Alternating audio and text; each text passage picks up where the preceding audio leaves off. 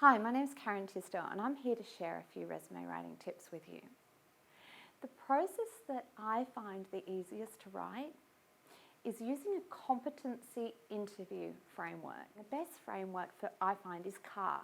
So that's what's the context you worked in, what are the actions that you've taken, and what's the result. Context, action, result.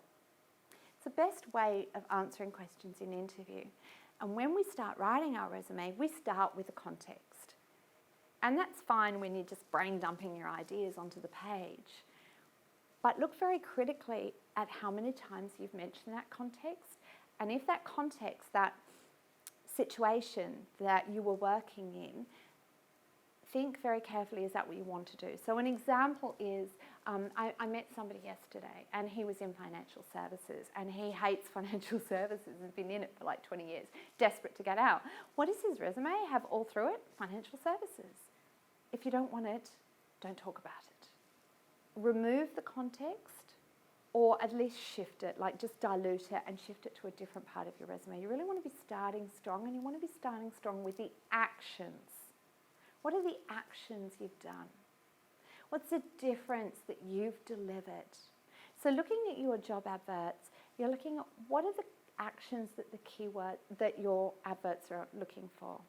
Are they looking for somebody who's engaged stakeholders or investigated anomalies in information or implemented matrix? So implemented, investigated, these are great action words, and that's what you want to start with. You don't want to start with, in a financial services company or working with various teams. You really want to start each sentence very strong. So think about the action, dilute the context, or even consider removing it. And then end each bullet point with a result. So your result is what used to be an achievement section.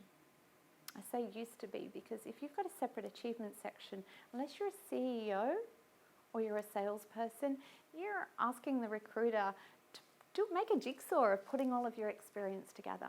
They've got to look here and here and here and here and kind of match it all together.